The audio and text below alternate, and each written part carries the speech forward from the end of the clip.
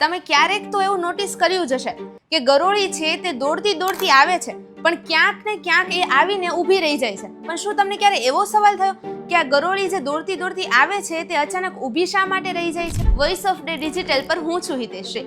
હવે આપણે લોકોએ ઘણી વખત નોટિસ કર્યું છે કે દિવાલો પર ગરોળી દોડતી દોડતી આવે છે, પણ એક સમયે તે અચાનક ઊભી રહી જાય છે, ભલે થોડી વાર માટે, પણ એ ઊભી રહેશે એ તો ફાઇનલ જ છે, અને પછી પાછી દોડવા લાગે છે. પણ આવું થાય છે શા માટે? તો એક રિસર્ચ કરવા પર મને ખબર પડી કે ગરોળી આવું કરે છે શા માટે. કારણ કે ગરોળી એક સમયે કાં તો દોડી શકે છે, કાં તો પછી શ્વાસ લઈ શકે છે. અને હવે એ તો આપણને પણ ખબર છે કે જમ્યા વગર ચાલી શકાય, પણ જો શ્વાસ લીધા વગર ચાલીએ ને તો આપણને પણ યમરાજ જ દેખાશે.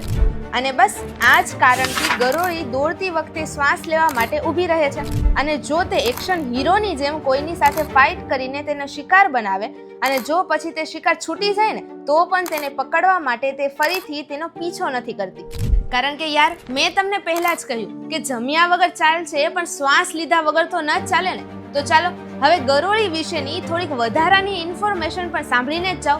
તો સાંભળો, એન્ટાર્કટિકા સિવાય દુનિયાના લગભગ દરેક ભાગોમાં ગરોળીઓ જોવા મળે છે. અને એમાં પણ સૌથી મોટી ગરોળી એટલે કે કોમોડો ડ્રેગન, કે જે 12 ફૂટ લાંબી અને 100 કિલો વજન સુધીની હોઈ શકે છે.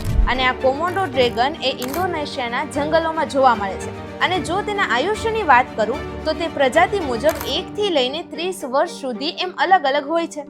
તો આજના આ વિડીયોમાં તમને પણ કંઈક નવું જાણવા મળ્યું હશે. તો એકલા ન જાણતા બીજા લોકો સાથે પણ આ વિડીયોને શેર કરજો અને તેમને પણ જણાવજો. અને આવી જ ઇન્ટરેસ્ટિંગ ઇન્ફોર્મેશન જાણવા માટે જોતા રહો વોઇસ ઓફ ડે ડિજિટલ. અને હા, જો હજુ સુધી ફોલો નથી કર્યું તો અત્યારે જ કરો.